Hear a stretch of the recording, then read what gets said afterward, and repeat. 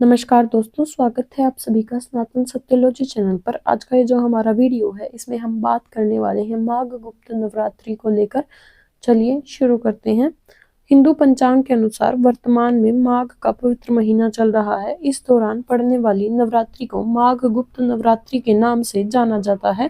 यह नवरात्रि अन्य नवरात्रि से भिन्न होती है क्योंकि इसमें 10 महाविद्याओं की विशेष पूजा का प्रावधान होता है। इन महाविद्याओं में माँ काली, माँ तारा, त्रिपुर सुंदरी, भुवनेश्वरी, छिन्नमस्ता, त्रिपुर भैरवी, माँ धूमावती, माँ बगलामुखी, माँ मातंगी और माँ कमला शामिल हैं।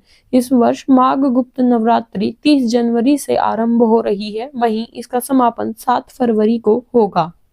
गुप्त नवरात्रि में घट स्थापना का विशेष महत्व होता है। वर्ष 2025 में घट स्थापना का शुभ मुहूर्त सुबह 9:25 से लेकर 10:46 तक रहेगा। इसके अलावा अभिजीत मुहूर्त दोपहर 12:13 से लेकर 12:56 तक रहेगा। इन शुभ मुहूर्तों में घट स्थापना करना अत्यंत ही फलदायी माना जाता है। इसके साथ ही गुप्त नवरात्रि में कुछ चीजों का दान करना बहुत ही शुभ फलदायी माना गया है। इसमें पहला है अनाज का दान। माँ अन्नपूर्णा को प्रसन्न करने और घर में समृद्धि बनाए रखने के लिए अनाज जैसे गेहूं, चावल, जौ आदि का दान करना शुभ होता है। इसे किसी ब्राह्मण, गरीब व्यक्ति या जरूरतमंद को आपको देना चाहिए। अनाज का दान घर में सुख, शांति और धन धान्य की वृद्धि करता है। इसके बाद है वस्त्र और आभूषण का दान। लाल, पीले या सफेद वस्त्र देवी को अत्यंत प्रिय माने जाते हैं। इनका दान करने से देवी की कृपा व्यक्ति को प्राप्त होती है। इसके अलावा छोटे सोने या चांदी के आभूषण भी आप दान कर सकते हैं। इससे आपका सौभाग्य और आर्थिक समृद्धि में वृद्धि होती है। इसके बाद आता है तिल और गुड़ का दान। माघ माह में तिल और गुड़ का विशेष महत्व माना जाता है। काले तिल, तिल के लड्डू या तिल गुड़ से बनी मिठाई का दान करना बेहद ही शुभ फल देता है।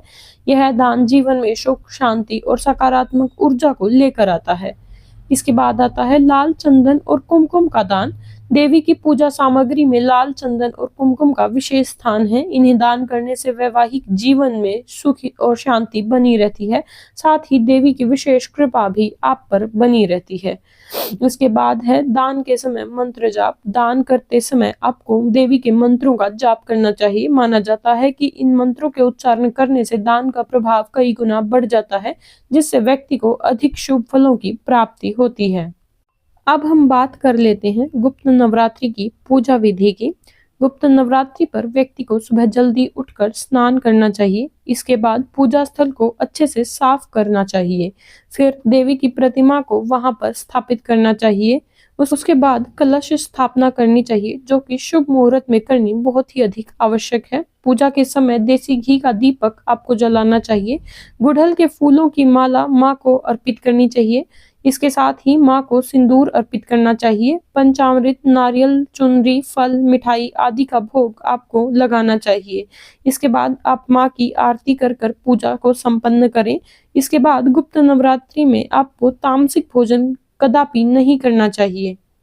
इसके साथ ही सामान्य और गुप्त नवरात्रि में जो अंतर है वो कुछ लोगों को नहीं पता होता है, तो हम आपको बता देते हैं। सामान्य नवरात्रि में आमतौर पर सात्विक और तांत्रिक पूजा दोनों की जाती हैं। वहीं गुप्त नवरात्रि में ज्यादातर तांत्रिक पूजा की जाती है। गुप्त नवरात्रि में आमतौर पर ज्यादा प्रचार प्रसार नहीं किया जाता है। अपनी साधना को व्यक्ति गोपनीय ही रखते हैं।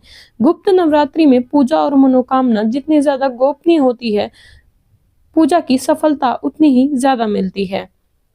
इसके बाद हम जान लेते हैं गुप्त नवरात्रि पर किए जाने वाले कुछ अचूक उपाय जो आप सभी को पता होने चाहिए। धार्मिक मान्यता के अनुसार गुप्त नवरात्रि के दिन गोमती चक्र लेकर देवी को दुर्गा के पास रखना चाहिए और इसके बाद नवरात्र के अंतिम दिन इसको एक लाल कपड़े में बांधकर आप तिजोरी में रख दें। ऐसा करने से आपकी आर्थिक समस्या जल्द ही दूर होगी।